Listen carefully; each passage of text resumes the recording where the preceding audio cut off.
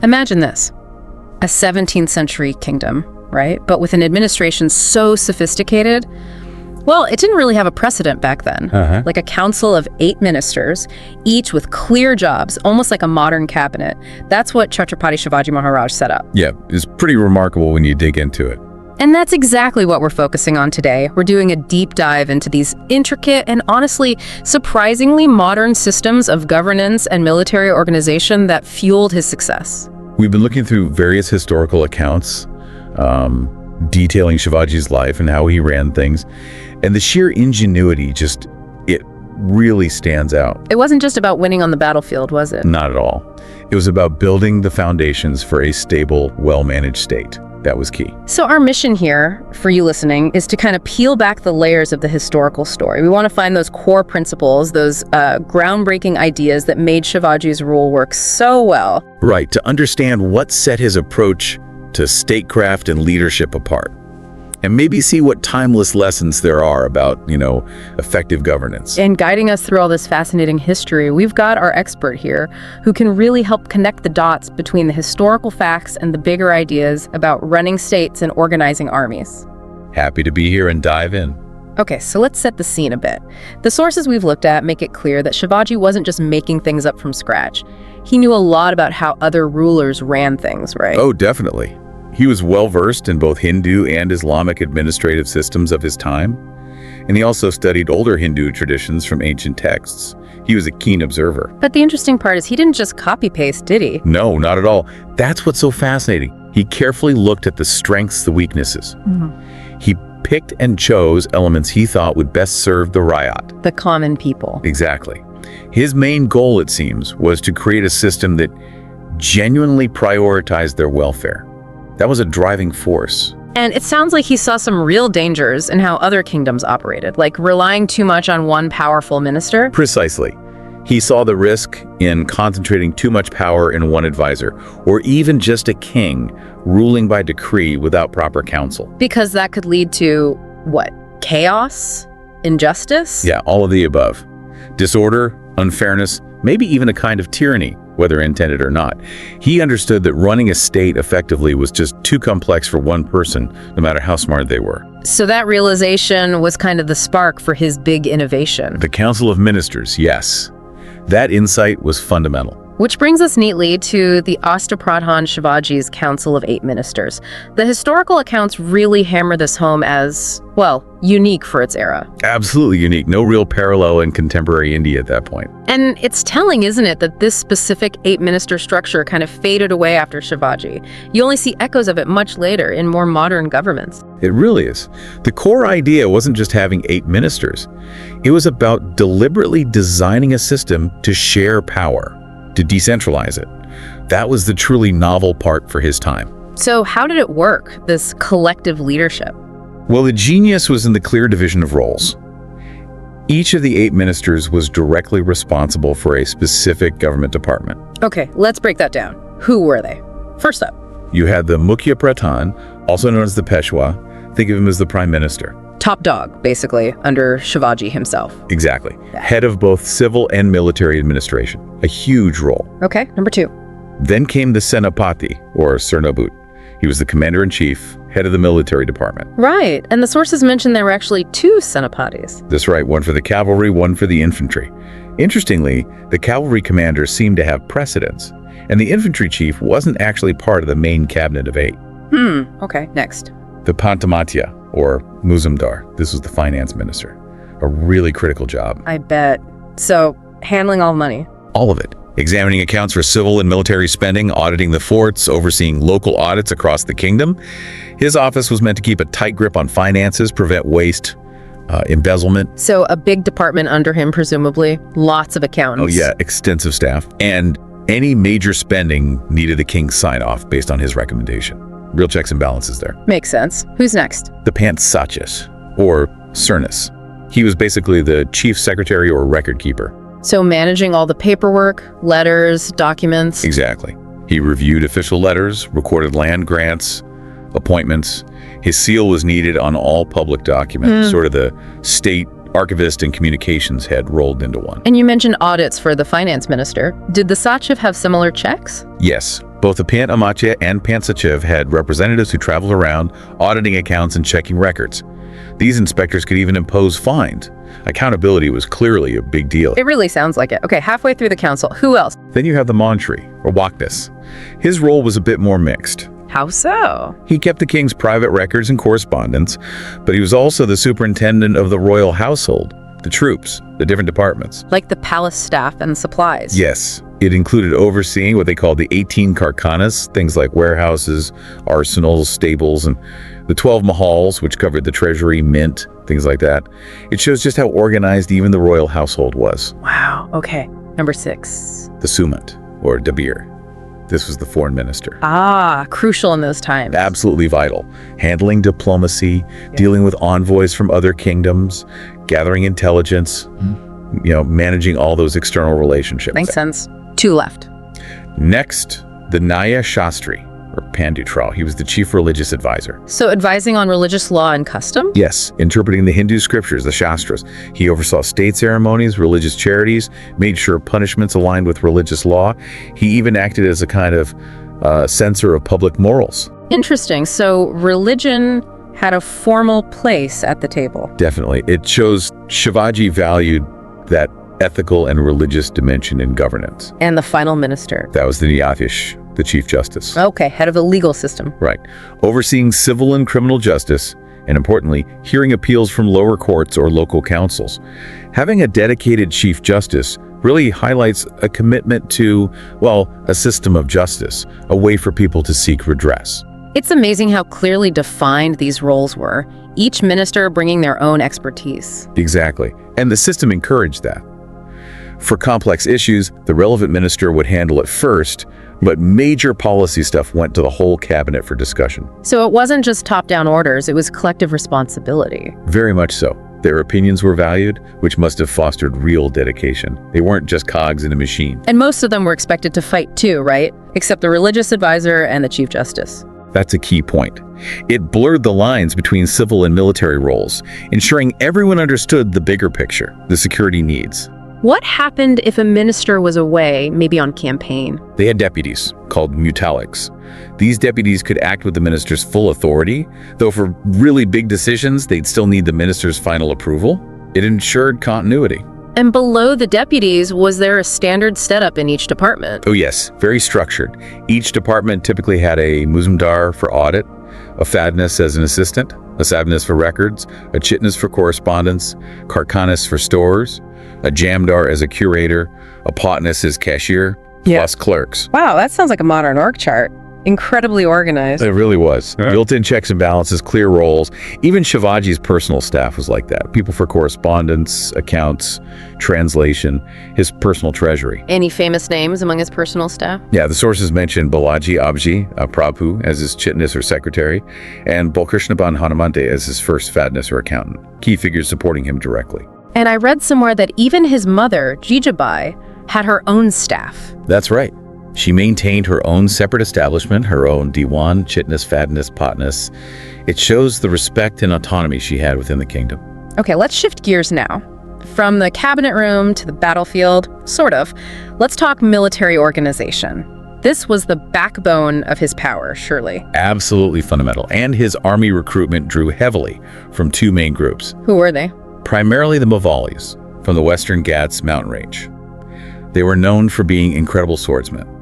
And the Hedkaris from the coastal Konkan region, they were excellent marksmen. And how were they equipped? Did the state provide everything? Generally, soldiers provided their own basic weapons like swords, but the state supplied the crucial stuff like ammunition. Their clothing was practical, suited for the hills breeches, loincloths, turbans, sometimes quilted jackets. Designed for agility in that tough terrain. Exactly. Their speed and movement in the mountains were a huge advantage. So how was the infantry structured? Was there a clear hierarchy? Oh, very clear. At the bottom, a Naik led 10 soldiers. 5 Naiks reported to a Havildar. 2 Havildars answered to a Jumaldar. 10 Jumaldars formed a Hazara unit, 1,000 men. And who led the Hazaris? They, along with the Panchazaris, 5,000 units, fell under the command of the overall Sernobit for the infantry. And they were paid regular salaries? Yes, paid monthly. Sources mention ranges like 1 to 3 pagodas a month, with higher ranks getting more naturally.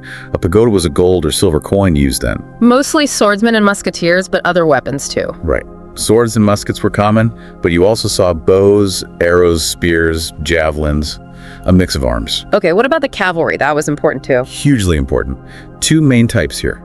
The bargers, who rode state-owned horses. So the state provided the horse and maintained it. Correct. And then the Shaldars, who owned their own horses and got an allowance for upkeep. Did Shivaji prefer one type over the other? He definitely preferred the bargers.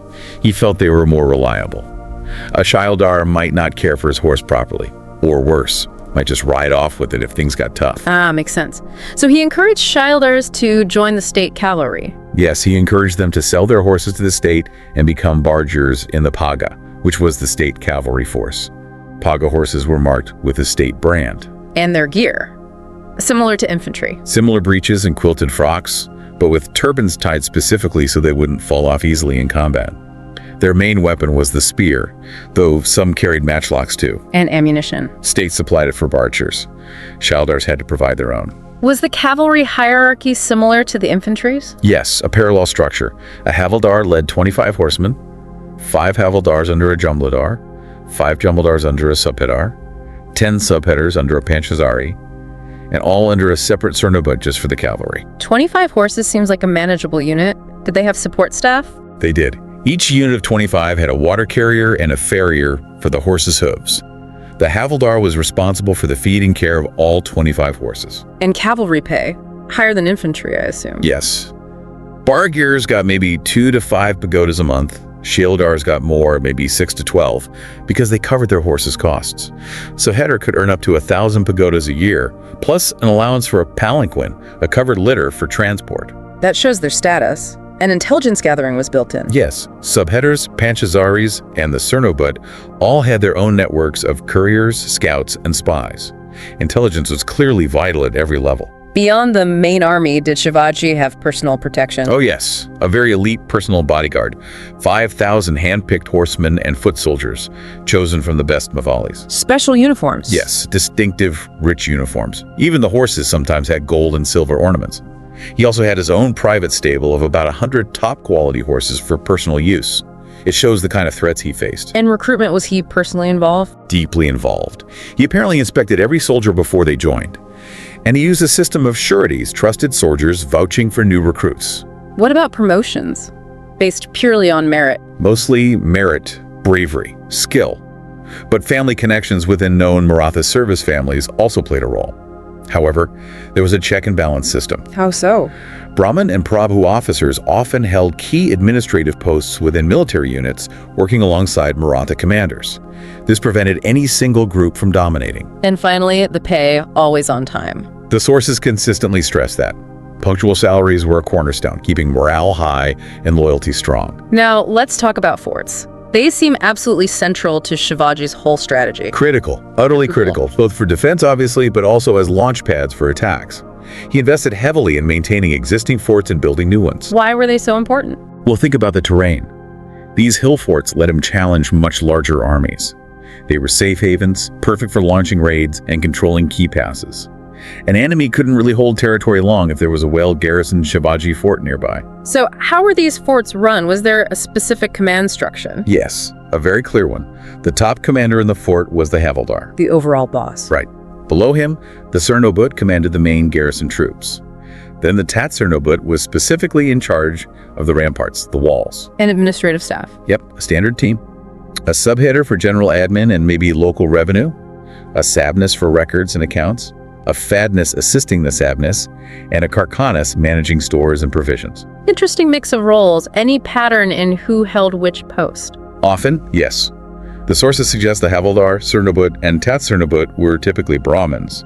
The karkanis was often a prabhu. The havildar, though, had ultimate responsibility for the fort's safety, the keys, the stores, commanded the troops. So clear roles, but also checks and balances between different groups again. Exactly. It minimized the risk of fraud or betrayal within these vital strongholds. The garrison size varied, of course, depending on how strategic the fort was. What about security measures? Just guards on the walls? Much more than that. Constant sentinels guarded all approaches. Outposts were set up, often manned by local communities like Ramosis, Parwaris, Mangs, Mahars people who knew the terrain intimately. Using local knowledge, smart. Very smart. They acted as scouts and early warning systems. Fort gates were locked tight every night, and the Havildar personally held the keys until morning. Night patrols were mandatory. Constant vigilance. It sounds incredibly thorough. Yeah. And supplies, could they withstand a long siege? They were prepared for it. Forts were stocked with enough food, water, and essentials to last the garrison for 2 years or even more. Wow. And the garrison troops paid regularly like the field army. Same punctuality. Kept them loyal and focused. Havildars also got extra allowances, like for a palanquin or a torchbearer, recognizing their status. And what about the Gadkaris? That sounds interesting. Yes. That was a system where irregular garrison members, people living near the fort, were granted small plots of land nearby. To give them a stake in its defense. Precisely. It fostered a personal connection, an incentive to protect their local fort and serve reliably when needed. Okay, what about artillery? Cannons must have been important too. Definitely a key component, although the sources we have are a bit less detailed on the specific officer structure compared to infantry and cavalry. But we know they had dedicated artillery officers. Yes, separate officers were in charge of the artillery units. Where were the cannons mainly used? In forts or in the field? Both. They were crucial for fort defense, obviously, providing heavy firepower. But for field campaigns, the artillery pieces and ammunition were transported using sturdy ox-drawn wagons and carts. That must have been slow going. Probably, yes. Hurry. To help speed things up, they often used double teams of oxen. And they had skilled mechanics traveling with the artillery trains to handle repairs on the move. Where did Shivaji get his cannons from? Did he make them? He seems to have acquired them mainly from European powers active in India at the time, the Portuguese, the French, the English. Through trade or other means? Probably both. Direct purchases, but maybe also as part of treaties or alliances. Getting reliable artillery was clearly a priority. Let's turn to how Shivaji managed the territories he controlled directly, the Swaraja. How was it organized? He divided it into administrative units, smaller ones called mahals, and larger provinces called prants or supas. And what determined the boundaries? Geography. Primarily revenue.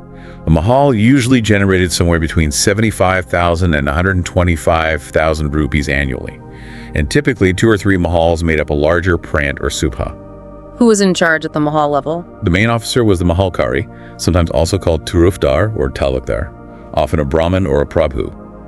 Each mahal also had a havildar, usually a Maratha, assisting with admin and security locally. And overseeing the mahals was the prant or supa officer. Right, the suput, also called mamlatdar. A supatar oversaw a whole province, and their duties sometimes included supervising important forts within their area. Was there anyone below the mahalkari, like at the village level? Yes, the Kamavizdar.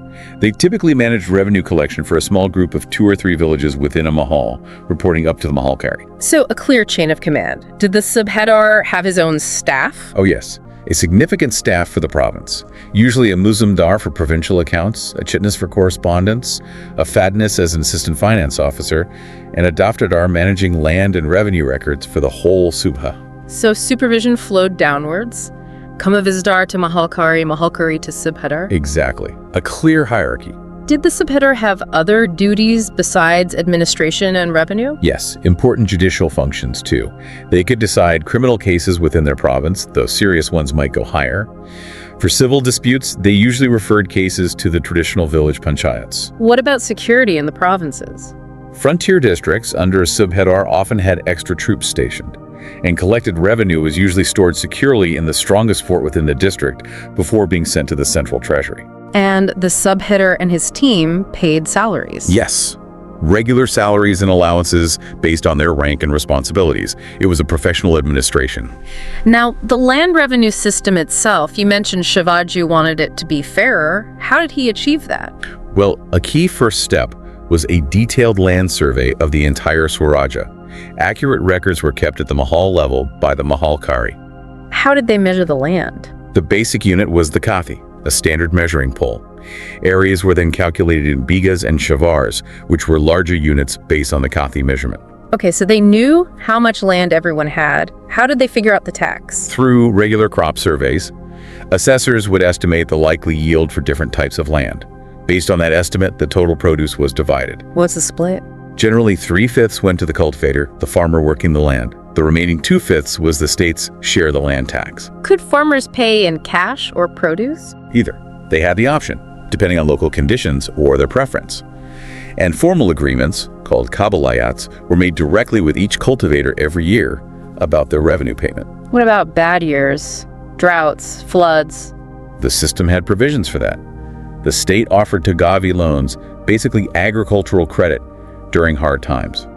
Farmers could repay these in easy installments later. That sounds supportive. Did they encourage farming new land? They did. Special incentives were offered to cultivators willing to farm previously uncultivated land, things like grants of cattle, seed, even some initial money to live on until the first harvest. Were these grants free? Usually expected to be repaid over a few years, but it helped get new land into production. And a really key point, did the farmers actually own the land? Under Shivaji's system, yes. They were granted full proprietary rights, which was a big shift from some earlier systems where ownership was fuzzier. Revenue officers were also told explicitly to keep the tax burden as light as possible. So the goal was agricultural prosperity, not just extraction. Exactly. A thriving peasantry meant a stronger state. This leads to one of the biggest changes Shivaji made, right? Revolutionizing how revenue was actually collected, getting rid of the middlemen. Yes, this was absolutely fundamental. It ended a lot of the exploitation that was common before. So what was the old system like under the Adil Shahi or Mughals? It was complex. You had layers of intermediaries, Deshmukhs, Deshpandyas, Patils, Kulkarnas, various kinds of revenue lords sitting between the government and the actual farmer. And these middlemen took their cut. Often a very big cut. They dealt directly with the cultivators and could impose excessive arbitrary taxes. Central government officials mostly dealt with these lords, not the farmers themselves. So Shivaji bypassed them completely. He did. He set up a system where paid government officials, employed directly by the center, collected revenue directly from the cultivators. Wow. What happened to the old revenue lords? They must have lost a lot of power.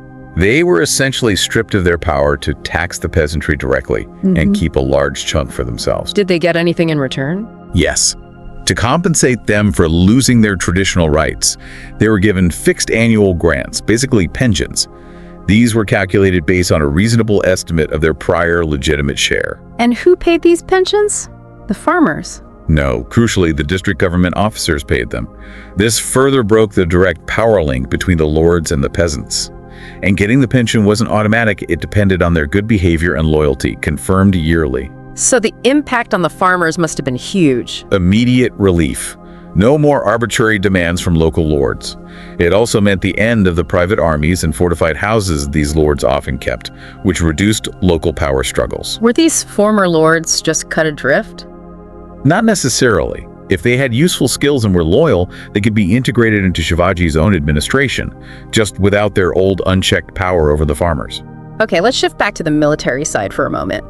Shivaji had very strict rules for his army when they were on campaign, didn't he? This practice of mulagiri. Yes, mulagiri referred to those annual campaigns into enemy territory.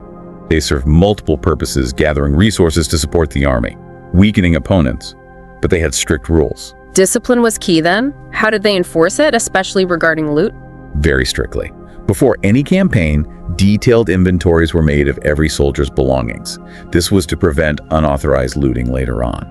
Clever, so they couldn't just claim anything they found was theirs already. Exactly.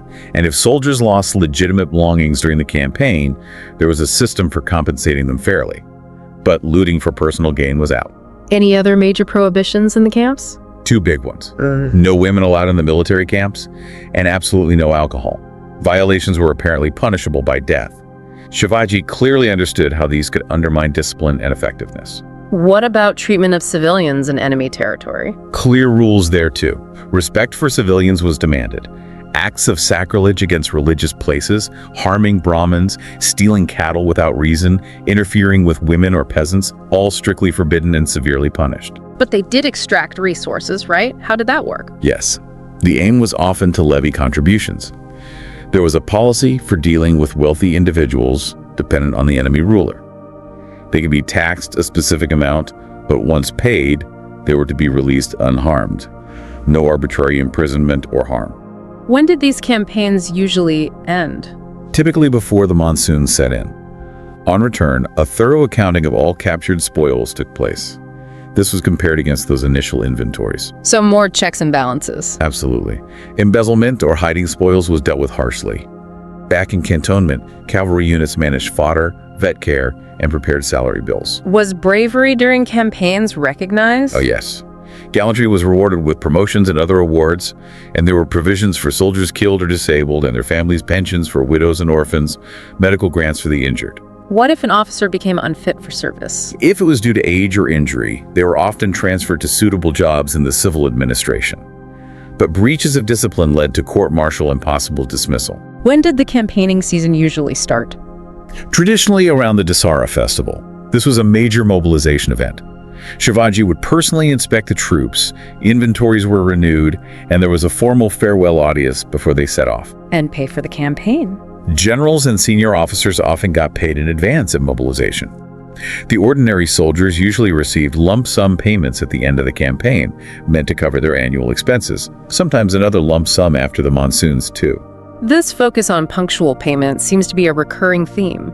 Financial prudence was clearly a big deal for Shivaji. It really was a defining feature, a strict policy. Salaries in all departments, civil and military, paid promptly and regularly. No exceptions. Why was this so important to him, do you think? Well, it fostered loyalty, didn't it? It prevented corruption born out of desperation. It gave his officials and soldiers security. He knew that irregular pay breeds discontent and inefficiency. Simple as that. Did the state ever help officials with personal finances? To some extent, yes. Sources mention state aid might be given for big family events, like marriages, but there was a limit. Oh. Officers who got overwhelmed by personal debt could actually be dismissed. It emphasized personal financial responsibility alongside state support. How were salaries actually paid? Cash? Either cash directly from the treasury or through official orders like chits, drawn on revenue officers in specific districts. And those orders had to be honored promptly. Accountability again. And crucially, he didn't pay people by giving them land grants instead of salary, right? The Mukasa system. Exactly. That was a decisive break from common practice under previous regimes. Those Mukasa grants often led to the grant holders oppressing the local farmers because they had direct control. So even if payment came via a local revenue officer, the soldier or official didn't get any authority over the village itself. Correct. No proprietary rights, no administrative power over the villages, just because their salary was drawn from that area's revenue. Kept the lines clear. Related to that, Shivaji wasn't a fan of jagirs either, was he? Those large land grants to nobles. No, he had a strong aversion to them. He saw them as potential threats. How so? Jagirs were essentially fiefdoms. The Jagirdar often had a lot of autonomy, which could lead to disloyalty to the central king. Plus, they often exploited the cultivators in their territory because they weren't directly accountable to the center in the same way. So what was his policy? Get rid of them. His long-term goal was to suppress the system entirely within his Swarajya when he conquered new areas that had existing Jagirs. He didn't just let them continue. No, he made it clear the land was no longer the Jagirdar's hereditary property. They might be allowed to keep a percentage of the revenue from it, but they lost all administrative and judicial power over the farmers. Those farmers now answered to Shivaji's government officials. And their forts. Jagirdars often had fortified homes. Those were usually demolished, eliminate potential pockets of independent power. Did this mean the old nobility had no place in his kingdom? Not necessarily. If nobles were capable and loyal, they could find good positions in Shivaji's army or civil service. It just had to be based on merit, not inherited land power. But this policy had an unintended consequence, historically speaking. Yes, it's quite interesting, because he didn't grant these large hereditary Jagirs the names of many of his most important supporters, people who might otherwise have become powerful regional lords, have kind of faded from history compared to nobles in other systems. Their service was immense, but didn't translate into lasting landed titles in the same way. This really reinforces another core principle. Meritocracy. You mentioned it regarding the nobility, but it applied across the board, didn't it? No hereditary jobs. Absolutely strict policy on that. No public office was hereditary. It didn't matter how great your father was, you didn't automatically get his job. So a son of a famous general or minister wouldn't get preferential treatment. Only if the son himself showed merit, skill, and performed well.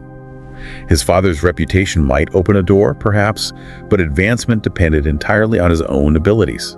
Nepotism was actively discouraged. What impact did that have? It led to a more efficient, more dedicated public service, you'd imagine. People rose based on what they could do, not who they were born to. And it's remarkable, isn't it, that his key companions, the pillars of his state, were so loyal and competent despite this. They weren't guaranteed anything for their families. It really speaks volumes about the kind of loyalty Shivaji inspired. It must have been based on shared purpose, belief in his vision, and recognition that talent was rewarded, rather than just lineage. To keep everyone honest and accountable, Shivaji needed good information. Did he have an intelligence network? Oh, a very sophisticated one for the time. He had a dedicated secret service, basically. Scouts and informants led by a very capable man named Bahirji Naik. And what was their job? Spying on enemies? That was part of it, yes. Tracking enemy movements and intentions, but they also monitored Shivaji's own officers at all levels. Really? What were they looking for? All sorts of things. Tracking the spoils from campaigns to make sure nothing was being hidden, monitoring how garrison commanders behaved in the forts, checking if revenue collection was being done honestly and efficiently. Basically, keeping an eye on the integrity of the whole administration. How did this information get used? The secret reports went directly to Shivaji. He reviewed them personally. If any misconduct, corruption, or just serious inefficiency came to light, it triggered investigations. And consequences followed. Swiftly, by all accounts. Right. Punishment for those found guilty. It acted as a powerful deterrent, keeping officials focused on doing their jobs properly. It was a crucial layer of oversight. Let's talk about the justice system. We mentioned the Nyayathish, the Chief Justice. Was there a whole separate court system below him? Not exactly in the way we might think of it today. There wasn't a separate, uniform judicial service spread across all his territories. He relied a lot on existing local structures. Like the village council. Exactly. Disputes about land or contracts, things like that, were usually handled by the local village panchayats first. Why keep that system? Because it worked, generally. The panchayats were made up of local elders who knew the people, knew the customs. They were usually efficient, accessible, and didn't charge fees. Shivaji saw the value in that and kept it. But people could appeal if they weren't happy at the panchayat's decision. Yes, there was a right of appeal, ultimately heard by the Nyayathish at the center. What about criminal cases? Did panchayats handle those too? Probably minor ones. More serious criminal jurisdiction rested with the Subha officer, the provincial administrator. But even his decisions could potentially be reviewed. By whom? By the Pandit, the religious advisor, based on his interpretation of the Hindu legal texts, the Shastras. So a religious check on criminal justice. And military justice. Crimes within the army. That was handled internally by military officers following the chain of command. But again, there was an ultimate right of appeal to the sovereign, Shivaji himself, likely through the Senapati or Cernabut. Maintaining law and order beyond the courts must have been a challenge too. What about basic crime, like theft and robbery? That was a persistent problem, yes. Shivaji put significant effort into suppressing theft and dacoity robbery by armed gangs. How? Just catching criminals. That was part of it, actively hunting them down. But he also used other methods. Sometimes captured thieves or dacoits were relocated, given land near forts, and put under surveillance. And encouraged to go straight. Exactly. They were even offered a salary as an incentive to stay out of trouble. In villages known for crime, he used a system involving communities like the Bereds. What did they do? They were assigned as watchmen for specific notorious villages and held responsible if thefts occurred there.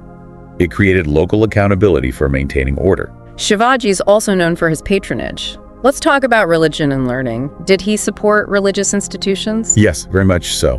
He continued the existing grants of land and resources to Hindu shrines and temples, and often increased them. He wanted to ensure they had the funds to operate. Did he just give them money and leave them to it? No, he also set up systems for proper management and regular audits of those funds, ensure they were used correctly. What about other religions? Was he tolerant? The sources strongly suggest he was. He continued grants to Muslim mosques and shrines within his territories as well.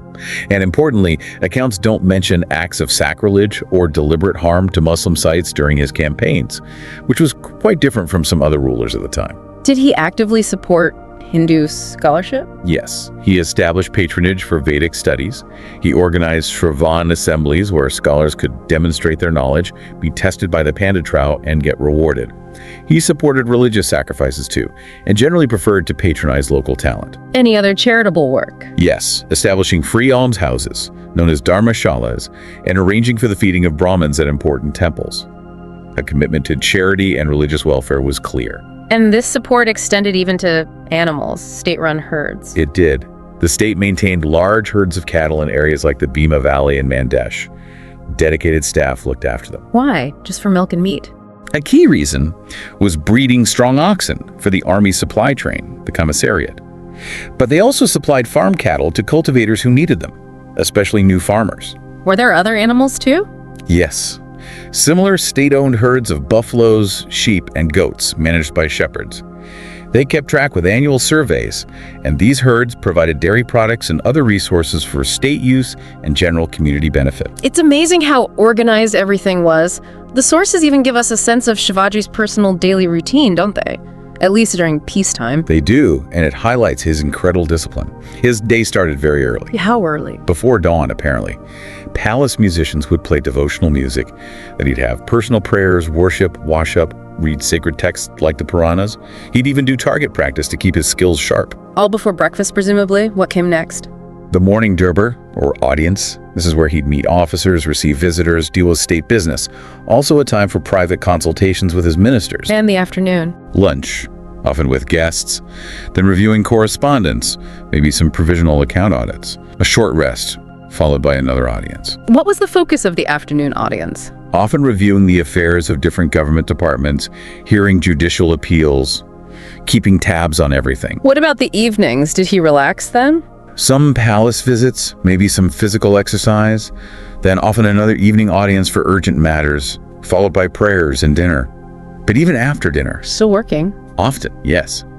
More talks with ministers, meeting with his spies and informants. It was a relentless schedule. The regularity of it, especially in such turbulent times, is really striking, speaks volumes about his dedication. Absolutely. Punctuality and order seemed to define his personal life as much as his administration. And the atmosphere at his court. What was the culture like? Was it all serious business? It definitely emphasized merit and discipline, just like his administration. He encouraged enterprise, hard work, self-reliance as the way to get ahead. Flattery and trying to gain favor weren't welcome. So no room for joking around during official hours? During the formal durbar? No. Light banter, gestures that was prohibited when state business was being done. It was serious. Vulgarity was also avoided. But did he have any downtime? Did he appreciate arts or entertainment? Oh, yes. Outside of formal business, he appreciated wit and humor. He was a patron of poetry. We'll talk about Bhushan Kavi later. He enjoyed music, listened to preachers, and he rewarded talent appropriately. What about things like dance or hunting? His approach seems to have been restrained. Dance wasn't a major feature of the court, apparently. Hunting was seen more as a duty for a kshatriya, a warrior, and followed specific rules, rather than just sport. Maintaining harmony among all these high-powered officials must have been tricky. How did Shivaji handle conflicts or rivalries? He actively worked to prevent them. Envy between departments, officials interfering in each other's business, that was discouraged. But disagreements must have happened. Of course. And when they did, Shivaji often stepped in personally and quickly to mediate and find a solution, smooth over strained relationships. Any particular methods he used? Sometimes, quite strategically, he'd arrange marriages between the families of officials who were at odds, a way to build alliances and foster loyalty. Clever. What about general etiquette? Juniors were expected to show proper respect to seniors, and personal attendants, people close to Shivaji, were strictly forbidden from spreading gossip or trying to use their position to get favors for themselves or others. So you couldn't just whisper in the king's ear? No. Official requests had to go through the proper channels, through the department heads, transparency and order. Did he protect his officers from unfair criticism? Yes, unless serious misconduct was actually proven, officers were generally protected from frivolous complaints or blame. He seemed wary of suspicion and meddling informers. So he trusted his people, by and large? It seems so. He fostered an environment where officers felt trusted and encouraged to do their best, rather than constantly looking over their shoulder. He understood human nature quite well, it appears. Let's picture a state occasion, a formal durbar or a procession. What would that have looked like? Was it very elaborate? Yes, marked by symbolism and a clear display of hierarchy. In the audience hall, the throne would be central, under a canopy, with specific royal attendants nearby. And where did everyone else sit? Officials were seated strictly according to their rank and precedence in the administration. Everyone knew their place. What about processions, like when Shivaji traveled formally? Those followed a very specific order, too. It reflected the whole structure of the kingdom. How did it start? Usually led by elephants carrying the main royal standards, the Chhatrapati, which was a saffron pennant, and the Bagwazenda, the saffron flag, key symbols of Maratha sovereignty. What came after the flags? Then you'd have the standards of different military units, the artillery, cavalry regiments, infantry battalions, musicians playing traditional instruments. Then the core group. Right. The royal bodyguard, then the royal howdah, the seat on the elephant carrying Shivaji or his representative members of the royal family, followed by the 8 ministers of the Ashtapradhan in their order of rank. And what brought up the rear? The sound of the royal drum, the Noba, a very structured and impressive display of power and order. We mentioned Shivaji's appreciation for poetry. There's a famous story about him and a poet named Bhushan Kavi, isn't there? It really shows his patronage of genius. Yes, great anecdote. Bhushan, whose real name was apparently Ratanpal, was a very talented poet in the Brajabhasha dialect. But he wasn't initially famous. Not like his brother, Chintamani, who had patronage at the Mughal court in Delhi. Bhushan struggled a bit more at first. The story goes, he left Delhi after feeling slighted. And he wandered around seeking patronage. Yes, ended up with various rulers. One was the Raja of Kaman. The Raja liked his poetry, gave him a big gift, but then boasted about his own generosity. Which Bhushan didn't appreciate. Not at all. It offended his independent spirit. Around this time, he heard about Shivaji, his resistance to the Mughals, his reputation for valuing talent. So Bhushan decided that's where he should go. And did Shivaji welcome him? Warmly. He recognized Bhushan's skill, gave him a regular grant for maintenance. Bhushan then became famous for his powerful poems praising Shivaji, especially his epic, the Shivraj Bhushan Kavya. Is that the end of the story? I thought there was something about Aurangzeb's court. Yes, the second part. Later, apparently at his brother's urging, Bhushan visited Aurangzeb's court. The emperor knew Bhushan admired Shivaji greatly. So he challenged him. Yes, challenged him to praise the Mughal Empire. But Bhushan cleverly said he'd only recite poems about Shivaji. Intrigued, Aurangzeb asked why he held Shivaji in such high regard. What did Bhushan do? Recite poems critical of Aurangzeb? No, something much cleverer. He recited verses using ingenious metaphors that subtly but powerfully praised Shivaji's valor and qualities, implicitly comparing him favorably to others. Even Aurangzeb was apparently impressed by his skill, despite the subject matter. And Shivaji's reaction when he heard? He was delighted. He immediately invited Bhushan to come back to his court, cementing their relationship. It's a great story about artistic integrity and discerning patronage. Okay, so as we wrap up this deep dive, let's try to pull together the main threads. What are the really key takeaways for you, our listener, from all this? Well, it's just so clear that Shivaji's systems, both administrative and military, weren't just effective. They were genuinely innovative for the 17th century. We've seen that focus on meritocracy again and again. Absolutely. That, the unique council of ministers designed for collective leadership, preventing power concentration, the direct, fairer relationship with the farmers. Getting rid of those exploitative middlemen. Right. The disciplined, well-paid, strategically organized army, the crucial role of those well-managed forts. And underpinning it all, a commitment to justice, religious tolerance, and the welfare of his people. For me, some of the real aha moments are seeing just how different his approach was compared to many contemporaries. That focus on the cultivators, dismantling the jagir system, it feels incredibly ahead of its time. And you can see how these deliberate policies built a foundation for resilience. It wasn't just luck, it was smart state building that allowed him to withstand powerful enemies for so long. So the big question then is, what's the relevance for today? Can we actually take lessons from a 17th century Maratha king and apply them now? I think we absolutely can. Lessons about leadership, about how to structure organizations, how to run things effectively, things that are still relevant in our own lives, professionally or even personally. Such as? Well, maybe the importance of building strong, accountable institutions. Fostering a culture where merit, talent, and hard work genuinely counts more than privilege. Sure. And maybe most importantly, always keeping the well-being of the people you lead or the team you're part of front and center. That's definitely something powerful to think about. So as you reflect on our conversation today, here's a final provocative thought for you to consider. How might those core principles we saw in Shivaji's governance, that careful balancing act between central authority and local participation, the relentless focus on merit and accountability, that deep commitment to the welfare of the people, how could those principles be applied thoughtfully and effectively to tackle the complex challenges and opportunities facing leaders, organizations, and societies in our world right now? It's certainly something worth pondering further. I hope you like this chapter. We need volunteers and sponsors to create content with even better quality and with more variety. If you wish to join this initiative as a volunteer or sponsor, please click the links given in description below. To help us reach more viewers, please like, comment, share, and subscribe to Biography Central. Thank you for your time. It means a lot. Namaste.